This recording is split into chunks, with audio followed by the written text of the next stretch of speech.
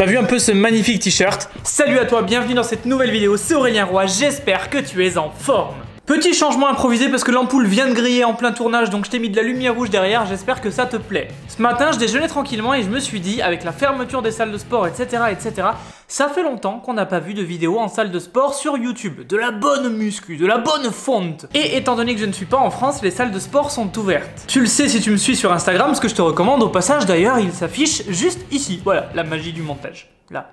Clique. Non, tu peux pas cliquer, enfin va sur Instagram. Bref, ça m'arrive donc de vous poster des stories ou des réels sur Instagram où je m'amuse à faire quelques tractions, des trucs comme ça.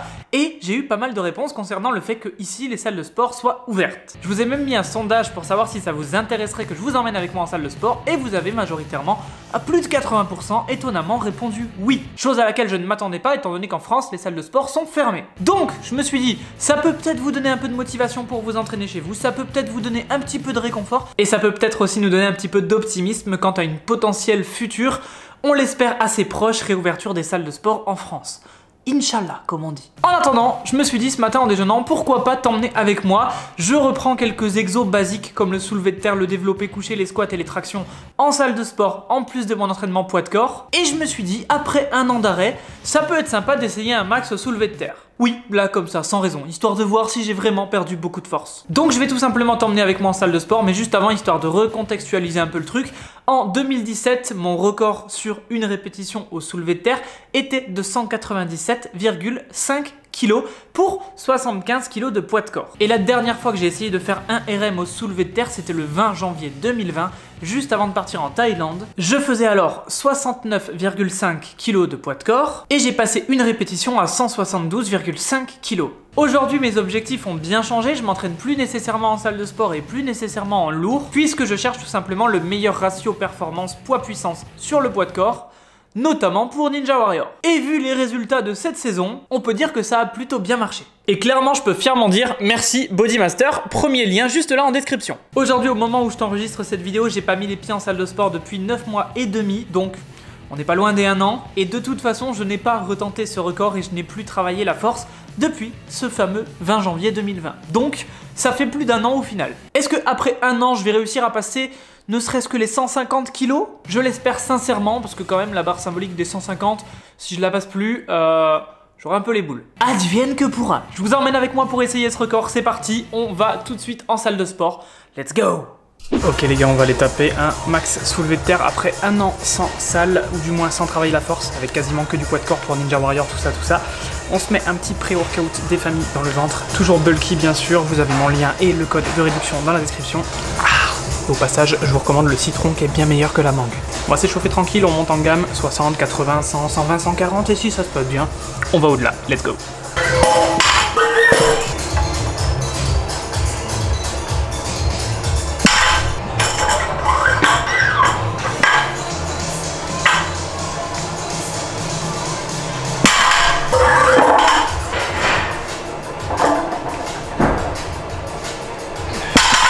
Le soulevé de terre ou deadlift, je te fais pas un dessin, c'est un mouvement de base en musculation. C'est un exercice polyarticulaire, c'est-à-dire qu'il va recruter de nombreux groupes musculaires et c'est très intéressant car non seulement tu vas pouvoir créer facilement de la masse musculaire et en plus de ça, ça va être énergivore, donc brûler beaucoup de calories, donc favoriser une perte de gras. C'est pour ça que personnellement, comme je te le disais en début de vidéo, j'ai simplement ajouté à ma planification actuelle quelques exercices de base comme les tractions, le développé couché, le soulevé de terre ou encore le squat. Uniquement des mouvements polyarticulaires. Parce que clairement, c'est des mouvements de base, c'est des mouvements primordiaux qui vont t'aider pour ta posture, qui vont te renforcer énormément et qui ont tout à fait leur place dans un programme de musculation. Au passage, j'en profite, j'ai écrit un article complet sur le soulevé de terre qui est disponible sur mon blog. Je vais vraiment loin dans cet article et volontairement beaucoup plus loin que dans cette vidéo parce que de base, je voulais juste tenter avec toi un record et je voulais pas m'éterniser sur les bienfaits du soulevé de terre, comment exécuter le soulevé de terre, comment bien s'échauffer, faut-il faire des séries légères, comment se préparer à l'effort avec la visualisation mentale, comment améliorer son grip, faut-il utiliser ou non des accessoires pour améliorer son soulevé de terre, comment placer ses mains sur la barre pour le soulevé de terre, faut-il et si oui, comment utiliser des sangles, pareil, comment utiliser le réflexe myotatique à ton avantage, ou encore comment simuler le réflexe d'étirement pour améliorer ta performance. Tous ces points, je les évoque un par un dans l'article dont je te parle. Et je vais pas les évoquer dans cette vidéo parce que sinon elle va durer 25 minutes et t'es sûrement pas venu pour ça. Donc si ça t'intéresse, je te mets le lien de l'article dans la description de cette vidéo et je t'invite à jeter un œil.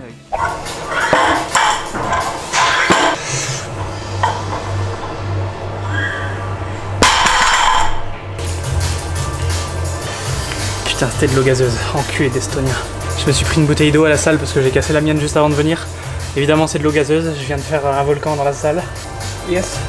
Personne comprend rien, c'est cool. Enfin, après, le problème, je pense que t'as compris du coup, c'est que je comprends rien non plus. Hein. Les gars, je viens de passer 120, c'est passé plutôt tranquille. On va aller sur un 140 et on va voir ce que ça donne. Ok les gars, on va tester 140. Entre nous, ça va être un peu plus chaud, mais je pense que on a tous entre nous déjà eu des dates Tinder un peu plus compliqués que prévu. Au final, c'est dans la tête, hein, t'arrives toujours à les soulever. Ah ouais, je t'en parlerai après, mais super important. Pas de ceinture, pas de sangle. Donc forcément, ça réduit la perf max que j'aurais pu faire avec ceinture et sangle. Mais ça va pas avec mes objectifs. Je t'en parle après.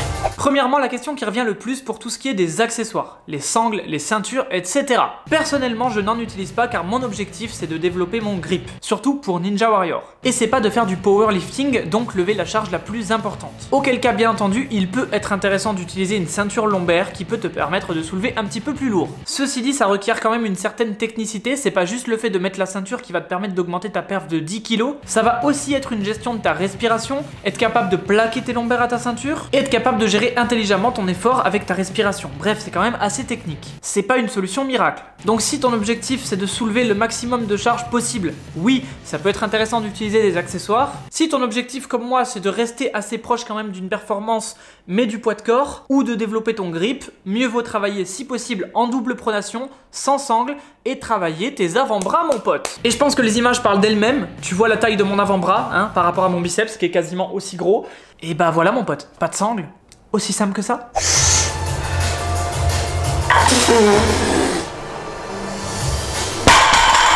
Bah, je précise aussi les gars, double pronation.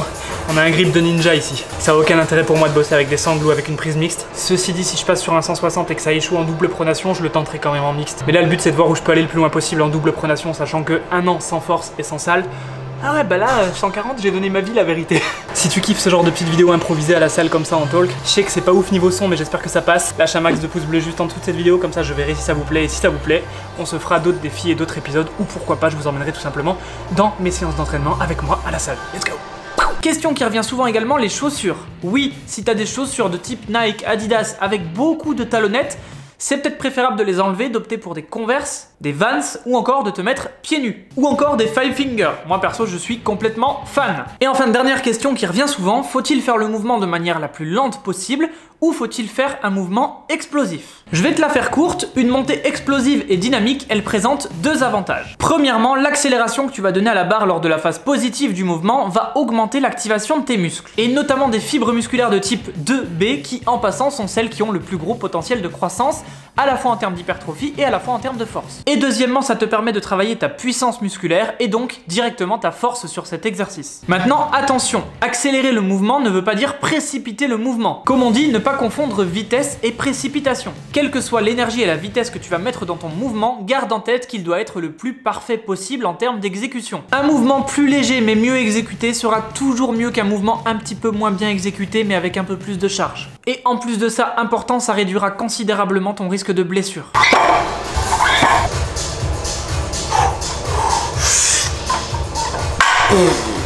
Jamais. Bon, c'était assez prévisible, 160 en double pronation après un an sans salle. C'était un petit peu ambitieux. On va le tester en prise mixte.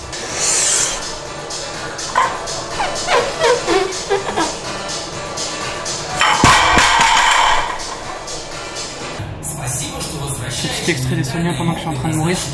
Je peux même pas vous le sous-titrer, je suis désolé, je comprends rien. À part Kana qui veut dire poulet, j'ai pas appris grand chose. Les gars, 160, même en prise mixte, on la valide pas vraiment, il me manquait pas grand chose, mais on la valide pas vraiment.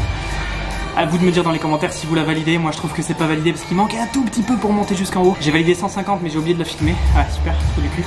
Je pensais honnêtement être à 120, 130. Je suis plutôt content. J'ai pas perdu tant de force que ça. Mais je le sens quand même que niveau récup ça arrache et j'étais pas loin de tomber dans les pommes après ma rep. Donc ouais, ça arrache.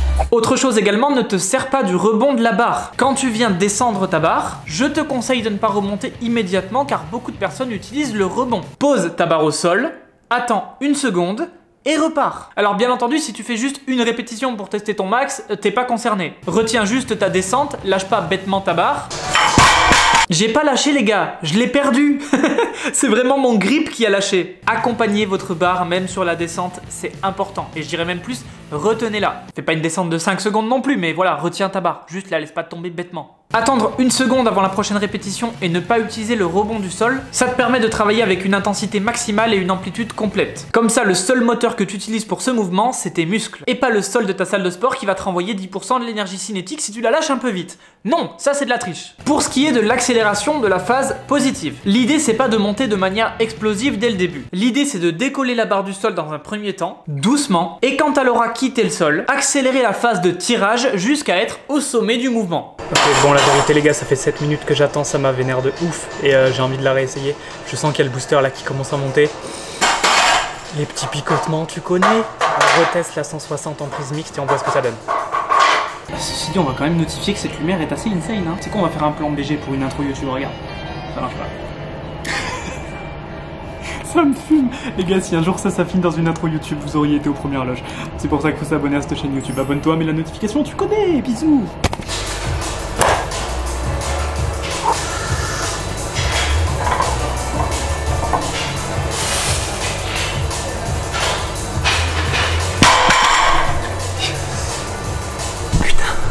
Jamais abandonné les gars. C'est tout pour moi l'équipe, j'espère que vous avez kiffé cette vidéo qui change un peu d'habitude où je vous emmène avec moi en salle de sport. Dites-moi ce que vous pensez de ce format dans les commentaires. Si vous kiffez, je pourrais éventuellement faire d'autres challenges en salle de sport. D'ailleurs, si tu as des idées, n'hésite pas à me les laisser juste en dessous dans les commentaires. Et d'ailleurs, en parlant de commentaires, merci si tu en laisses un, ça m'aide à référencer les vidéos et ça m'aide à développer la chaîne. Pareil pour ce qui est de l'abonnement, de la notification, du pouce bleu, tout ça tu connais, on est sur YouTube, je te fais pas un dessin. En tout cas, merci à toi d'avoir regardé cette vidéo et comme d'habitude, on se voit très bientôt dans une prochaine vidéo. C'était Aurélien Roy. Peace!